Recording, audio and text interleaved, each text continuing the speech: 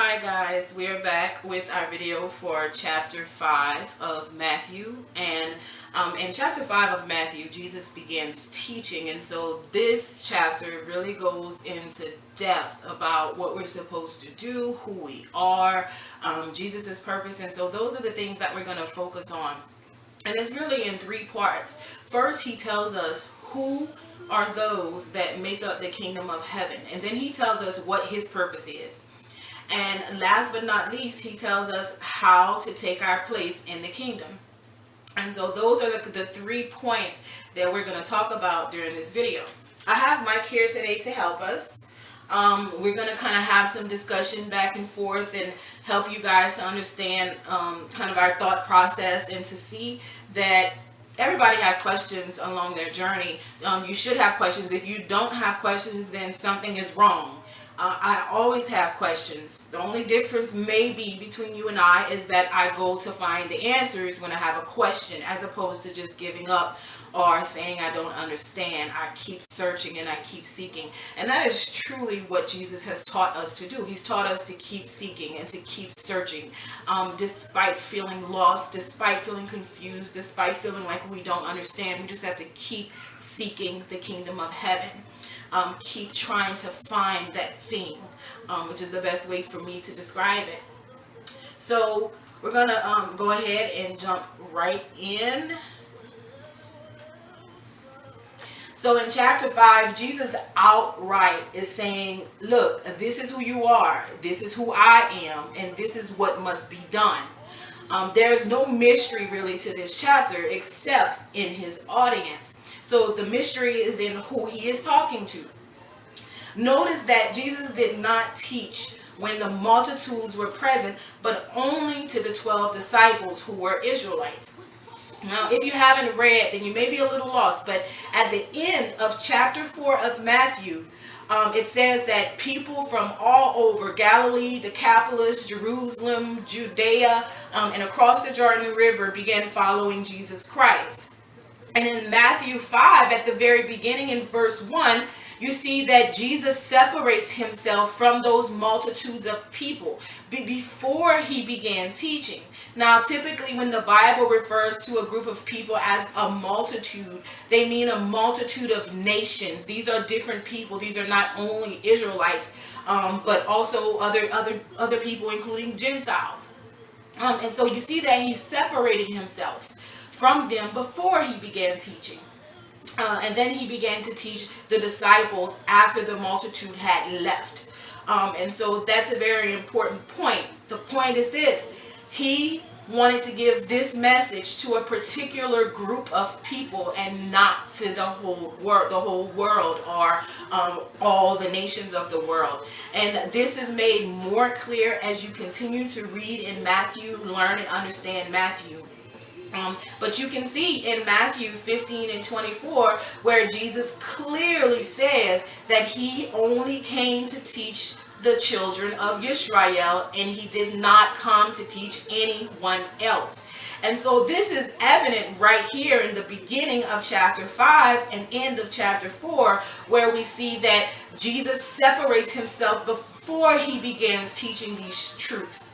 So he's talking to a certain group of people. That group of people is you, okay? It's Israelites, it's so-called African Americans, and others throughout the world that are of African descent. So that is important to know who he is talking to. For now, just understand that he's not only talking to the 12 disciples, but he is talking to the 12 tribes of Israel, whom the disciples represent. As you continue to learn the Bible, continue to get some in-depth knowledge, you'll see exactly why this is. But essentially, the 12 disciples are representative. They were real people, but they are also representative of the 12 tribes of Israel. And so he is talking to you. In verses 3 through 12, where Jesus is explaining those who are blessed, how they are blessed and why they are blessed, he is accomplishing a few things here. He's describing the character of his audience. In other words, those who fit these descriptions are the ones that he's talking to.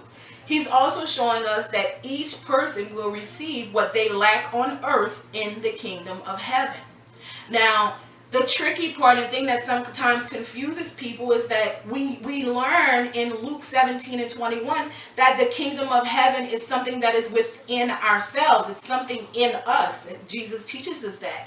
It's not some wonderful place in the sky exactly. It is something that is inside of us. And so knowing that, it may become a little confusing, because then you want to understand, how am I going to receive what I lack on earth in the kingdom of heaven? Well, what you have to understand is the Bible tells you to seek ye first the kingdom of heaven, and all things shall follow. Once you understand and accept this principle, it becomes much easier to understand the Bible. It becomes much easier to understand your purpose. So seek ye first the kingdom of heaven. So you seek the kingdom of heaven, and it is something that is in you. And when you find it, you receive everything that you have been lacking. So when you find your spiritual self, when you become full, you receive all those things that you had previously lacked before you were in the kingdom of heaven, before you became a part, before you recognize that spirit part of you that God had predestined to be since before the beginning of time. And so that's kind of an explanation of that. Now after this, he explains the character of his audience. And after he explains the character of his audience and their fate and their rewards, he tells them who they are in the grand scheme of the world. In verses 13 through 16, Jesus says that his audience, you, the 12 disciples, the 12 tribes of Israel, this is his audience. You don't believe me? Again, read Luke 17 and 21. We are the salt of the earth. But if we lose our flavor, if we are no longer salty, then we have no purpose, and we are cast out, and we are stepped on. If you look around the world today, you can see that that is so. For those people who are still lost, we're being walked on, we're being stepped on, we're being shot in the back, we're being misused, mistreated, abused, oppressed, persecuted, because we have lost our flavor. We have not been using what God has given us. But Jesus says that we are the salt of the earth. He also tells us that we are the light of the world. And so he explains this narrative where his audience, us, we have been made the light of the world. And he says, would a man put a candle under a bushel and hide it? No, of course not. He says he would put it on a candlestick. Well, imagine that man being God. And what Jesus is saying is that God has made you the light of the world. He's not going to hide you, but he's going to reveal himself in you. He's going to manifest himself in you. He's going to take you from the darkness and bring you into the light. He's going to take you from the bottom and bring you to the top, because it is your job, your purpose to light this world, just as it was Jesus's purpose to light this world. And so that is what he is saying. So now we're going to go over to Mike real quick. Michael, what did you think when you read verses 3 through 12 regarding those who are blessed? Oh, well, one of the things I noticed is that the people that are blessed are, there's nowhere in there it's about people that are earthly happy. No rich, no have everything, no nothing. So, for the ones that's always wanting Powerballs and things like that, they're not in this group, because you have to be low, you have to be poor and mourning, and you have to need something in order to open yourself up and turn to God. Amen. Yes, very true. You have to need something in order to turn to God. And so, just to reiterate what Mike is saying is that none of the blessed people were people who had it made on earth. It's people who came to know God and then had it made. And so that's what it is to really find, to seek the kingdom of heaven, and to find it is to leave your mess, to leave your hardship, to leave your old situation by the power and spirit of God, and step into a new place in life. And that is exactly what that is. Oh, it's great insight, Mike. So as you read it, did any questions pop up in your mind? I know I've read it several times, and I used to just ignore the part that say blessed is he that, blessed is, because I didn't understand exactly what it was saying until I started studying it again for this study guide, chapter 5, for the discussion. So what are some questions that popped up in your mind that you wanted to understand? I still have one question actually, and I'll talk about it after Mike. For the most part, I had to go and look up some of the meanings, some of the things that I didn't understand.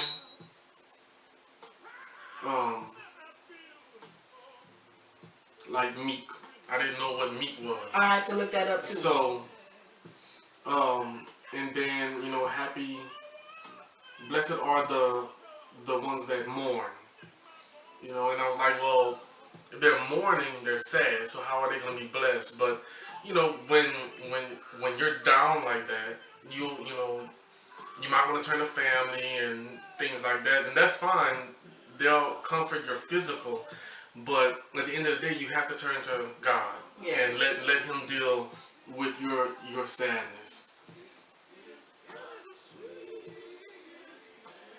And the persecuted, I knew what that meant, but I had to keep going back over, read it, and realize that there's going to come a day where on earth we're going to have to make a choice. Are you going to go with what everybody else is doing, or are you going to follow the word of God? Amen. So I think it's a very good chapter to read, because you have to know what you're up against, and Jesus tells you exactly what's going to happen. You are going to be persecuted. People are going to lie on you. People are going to do all kind of things because you believe in me and my Father. So. Okay. Yes, that is so true. And then when we think about persecution too, sometimes we think that it has to be, everybody getting slayed because they believe in Jesus Christ. Mm-hmm. But really and truly, it's not. Black people in general are persecuted. You may not know this, but once you begin to study, African Americans are persecuted and oppressed because of who they are. We think it's simply because of the color of our skin, but it's not just because of the color of our skin, but because we are the chosen people of God. And the adversary is out to get us and out to make us lose our identity, not know who we are, and never ever find our way back to our Father. And so we are persecuted. The Bible talks a lot, including Jesus Christ in Matthew 5 and Revelations. It talks about this chosen people, the people of Israel, the 12 tribes, being lied on and whose identity has been tarnished by lies. And so when you look around, if you read anything or watch any documentary or anything that has any purpose or significance to the Black community, you'll see that that we are being oppressed and persecuted. There is laws set up right now to keep our Black men in prison, and to keep our identity blemished, to say that we are all criminals or something. If you want to go to the beginning and look at Darwin's theory, that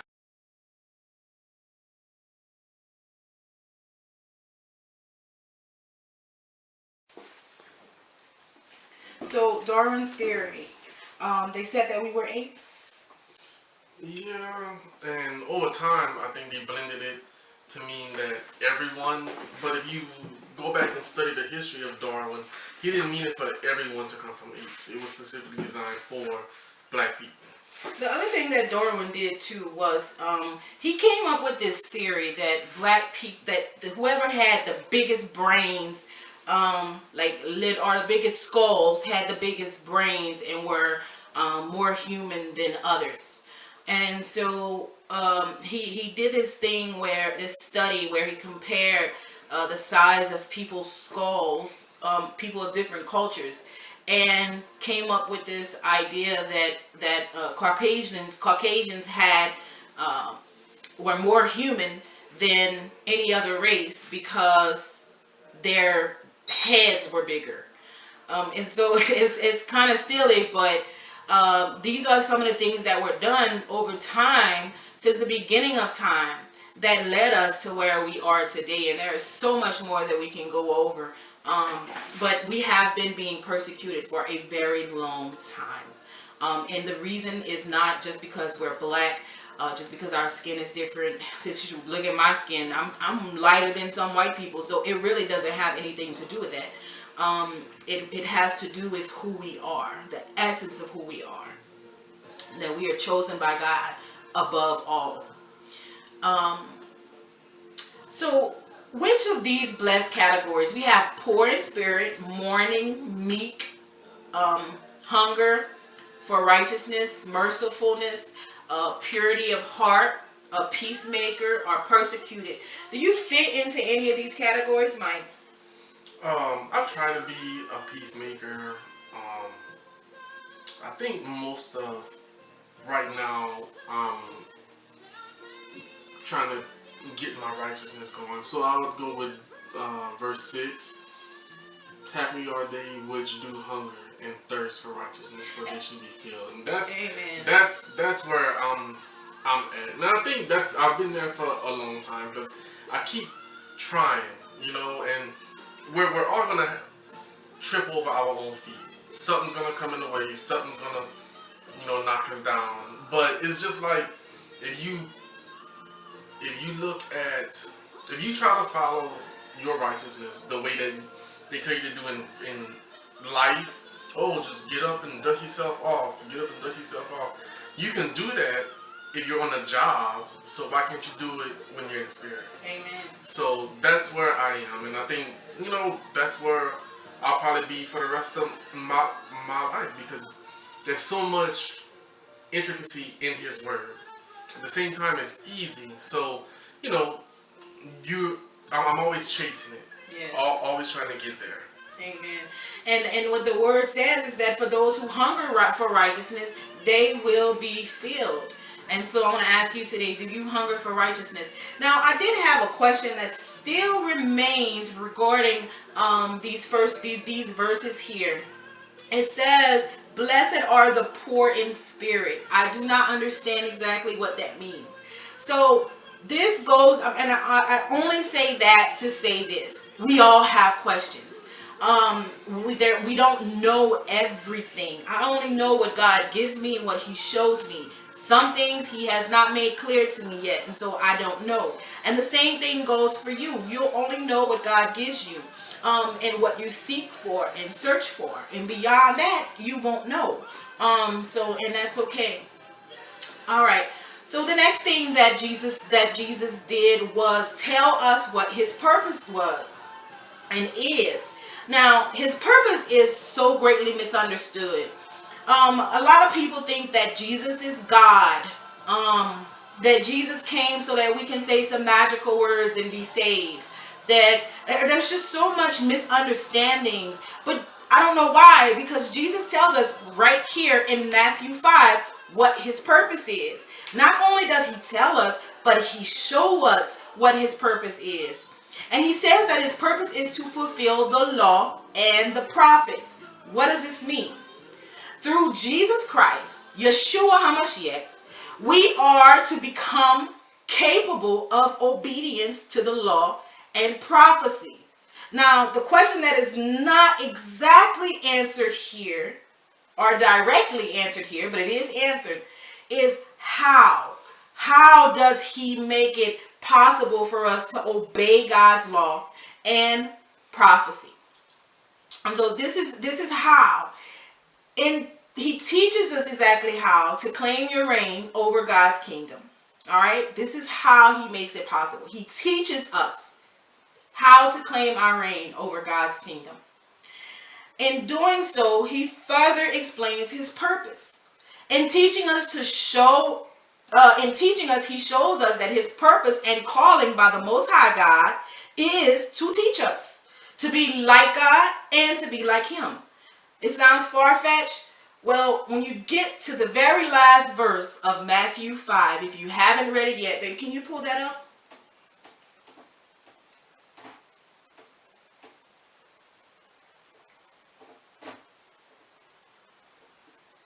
What does it say? Be ye therefore perfect, even as your Father which is in heaven is perfect.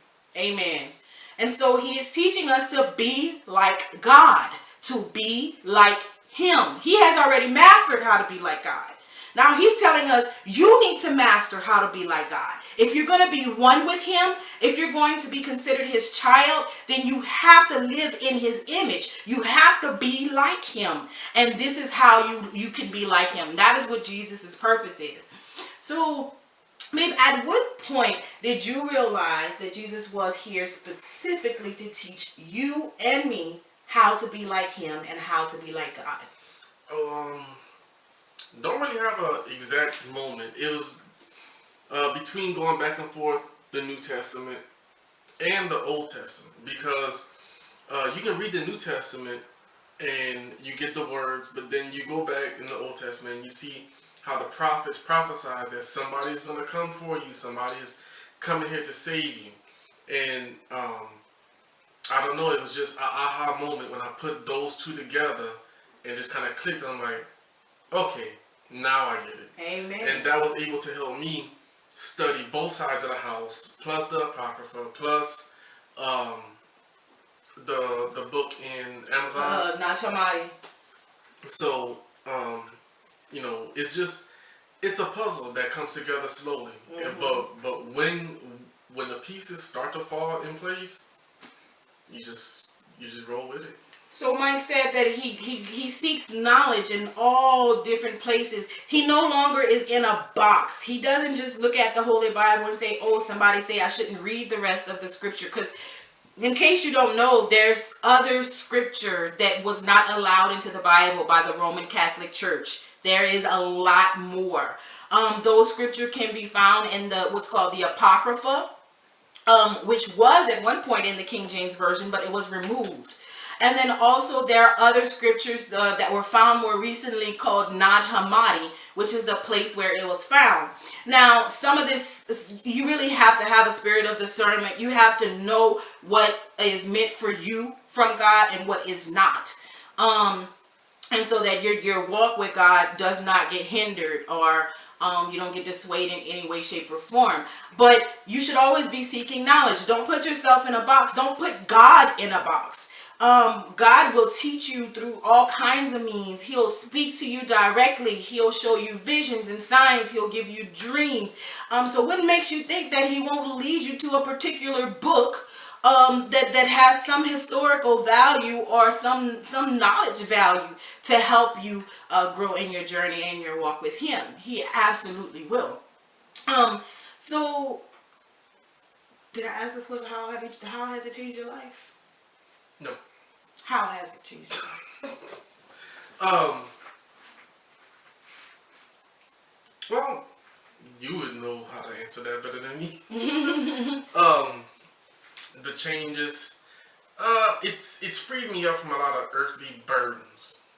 A lot of things that I used to do, I just don't do anymore. And I try to replace that time.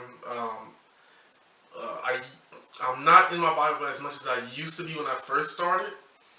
Trying to get back to that, but I am still in it. So you can never quit. You can never stop the process. And I think it's the other thing is you're drawn to it. When God starts to see you get off your path, He'll put it in your mind. Hey, get in the Bible. Get in the Bible. Get in the Bible. Get in the Bible. So He draws you there because you're wanting to get there. You have to stop your earthly distractions. Something cool comes on TV. Oh, let me watch this. No, let me turn that off and get in my word like I'm supposed to. So, those are pretty much the changes. You can identify what's going on in the spiritual battle that's taking place here. You know, certain things will pop into your mind, or you will hear something, and you can easily discern. I don't think God would say that. You know, and you can Right. know who's trying to take you down what path. So, Yes, amen. Once you know the character of God, and you can only know that by getting into the Word, and once you know the character of God, then you can discern things. You know what is of God and what is not of God, and you make better decisions when you have that knowledge of who your Father is and who you are in Him. All right, so the last point made in Matthew 5 was, how do we take our place in the kingdom? Jesus teaches us that because we have Him, we are held to an even higher standard than the Ten Commandments holds the rest of the world to. He says that we are to be as perfect as our Father, and He tells us exactly how to do that. So here are some things that Jesus touches on. He touches on broken relationships. He says to hate your brother or sister, that is your own people. Your brother and sister are your people. They're not just your physical brother and sister, which are black people. Is as bad as killing someone, and it opens us up to the dangers of judgment. Okay, the dangers of judgment. What you will learn if you stick with me through Revelations is that judgment was not intended for the children of Israel. Not the kind of hell and damnation judgment that we hear about. We have judgment. Our judgment is in this life, in this world. We suffer. But the final judgment, bad judgment, going to hell, burning the fire, was never intended for us. But we could win our way to hell.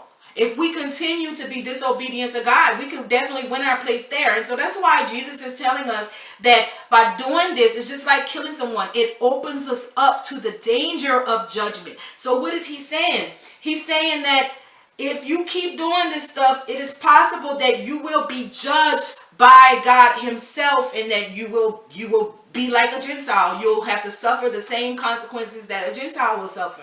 And so He's not telling you that you're going to go to hell. What He's telling you is that you are in danger of going to hell just like everybody else if you keep being disobedient. And so to call one of God's children a fool, also Matthew 5:22 says, is to criticize God's will for their life and is worthy of hell. And so keep that in mind.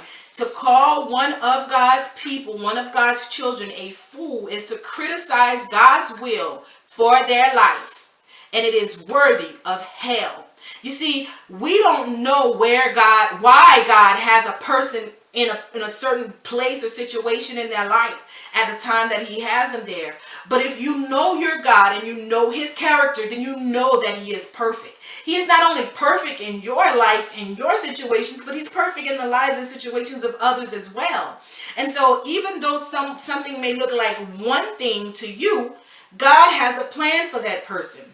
And so to call them a fool is to criticize God Himself, because those people, despite what they look like, they're works of God. And so He says that it's worthy of going to hell. It also says about broken relationships is you must mend relationships with your people before you can offer anything to God. So in Matthew 5:23 through 24, Jesus tells us that if you don't get stuff right with your brother, you can't do nothing for God. If you don't get everything right with your sister, you can't do nothing for God. It means that we have to be getting along. We have to be walking in light, living in love before we can offer anything to God. We have to be supporting our brothers and sisters. We have to be there for them. Showing them love and showing them what God really is, what our Father really is, in order for us to be able to give anything to Him. And you can't do that if you have hatred for certain people. And so Jesus tells us that these relationships need to be mended. Don't call your brother or sister a fool. Don't hate them. Don't hold grudges, and let go. Let go of anything that is coming between you and your brothers and sisters. All right, He also tells us about dealing with adversity. In Matthew 25 and 20, in Matthew 5, 25 and 26, he says, be wise. When the adversary has power over you to imprison you, don't argue with him, but stay in his favor, or else you will endure the adversary's punishment, and he will have no pity or mercy. Hello, wake up. Look, we've been having these shootings, these police shootings and all this stuff. And Jesus already warned us about it. He already told us what to do. He says to stay in his good favor. Don't argue with him. Don't, because he's going to win. The adversary will win over you if you try to fight fire with fire. If you try to play the devil's game on the devil's turf, you will lose. That is what Jesus is telling us. So he's saying that instead we need to not argue with them, stay in his good graces, and then move on with our life, because that adversary will not have pity or mercy on us. He will take our lives. He will take everything that he can possibly take from us if we allow him to. And so Jesus is telling us quite clearly, don't argue with him. Just stay in his favor, stay in his good graces, and go on with your life. That way you can keep walking in your journey. He talks about adultery. He says you commit adultery not the moment you sleep with someone who is not your partner, but the moment you look at someone with lust. And so he's holding us to higher standards. Overcoming sin. He says, separate yourself from the things that cause you to walk in unrighteousness, or else you might be cast into hell with those things. Matthew 5, 29 through 30. He says, separate yourself from the things that causes you to sin, or else those things will be cast into hell and you're going to go with it. And so that is the point. Marriage and divorce. He says divorce is only permitted when the cause is adultery. If divorce occurs for any other reason, one spouse will cause the other spouse to commit adultery, and anyone she marries also commits adultery. That's Matthew 5, 31 through 32. He talks about communication. He tells us how to communicate appropriately, godly. He says, do not swear by anything, by heaven, nor by earth, nor on yourself. He says, because we don't own these things in order to swear by them. They belong to God. And so he says, don't do that to try and prove yourself to anyone. Instead, he says, let your yes be yes and your no be no. So if someone does not believe you, oh well, so be it. I've given truth, and that's that. And that's how God tells us to communicate. He says, if you go on to do anything more than that, you get yourself caught up in evil. We know that that's true, because when we try to convince someone to believe our truth, what ends up happening is an argument, and the devil comes in and wreaks havoc on relationships and things. And so he's telling you, just say yes or say no. If they believe you, they believe you. If they don't, they don't. It is not your responsibility to make someone believe you. Also communications, he says, fight evil with righteousness. Okay, fight evil with righteousness. Again, you cannot beat the devil at his own game. He is the king of lies, the king of deception, the king of war, havoc. He's the destroyer. You cannot beat the devil at his own game, but you can beat him with righteousness. You attack the devil by doing the opposite of what he does. You attack him and you kill him and you slay him in your own life by doing the opposite of what he does. Not the same thing. Matthew 5, 38 and 40 teaches us this. How to treat others. He says, go above and beyond to help someone who asks for help. He says, give what others ask you for, and do not turn them away when they ask you to borrow anything. It's difficult for some of us because we want to hold on to what we have. That's so important to us to keep what we have. But I'm a living testament that when you give, God always replaces and multiplies whatever you give to others, as long as you're giving out the kindness of your heart. And so Jesus is teaching us that is how we're supposed to treat one another. We're supposed to treat one another in that manner by giving them what they ask for. Now notice, a closed mouth don't get fed. He didn't say give them what you think they need, but he says give them what they ask for. All right. And he says if they ask you to go with them 1 mile, go with them 2. So if somebody says, can you bring me to the grocery store? You might take them to the grocery store and then say, is there anywhere else you need to go? Do you need to go and get your medication at the pharmacy? Do you need anything at the dollar store? And so that's kind of going that extra mile. Okay, he says go the extra mile. He talks about love. He says love your neighbors and your enemies. Bless those who curse you. Do good to those that hate you. And pray for those that use and persecute you. Matthew 5. Verses 43 through 44. And he tells us why we must go through the difficult stuff. Why we have to do all this. Why are we held to higher standards? He says that it is so that we can be children of our Father. To be his children, we must make ourselves like him, like God, that is. He makes the sun rise and set on the good and the evil, Jesus says. And he gives rain to the good and the evil as well. Therefore, we must treat others like God treats them in order to be considered his children. God gives to the good and the evil. And we have to do the same. We have to make ourselves like God. Every person in the world is capable of loving those who love them, Jesus says. But to be a supernatural child of God, we must go beyond that. We must love those who hate us to be considered perfect. What's the point of it all? We must be as perfect as our Father in order to completely receive him and become like Christ. This is our calling and our purpose as children of God, as Yeshua. One other point I wanted to make. First of all, we have to understand and know what love is. All right? Before we can say that we love the people that we hate, we have to understand what love is. Because some of us don't even know how to love the people who love us. We think that love is nice. We think that love is giving everything all the time. We think that love is, but that is not really love. If you want to know what love is, see how Jesus loved the world. And when Jesus is giving these instructions, most of it pertains to how we treat our own people, how we treat each other, our brothers and sisters.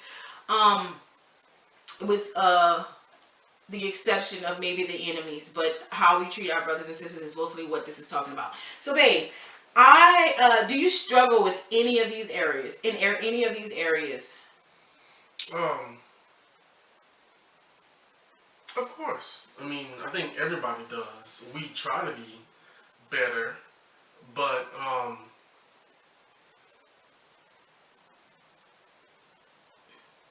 I think it's not how to treat others, but scroll down.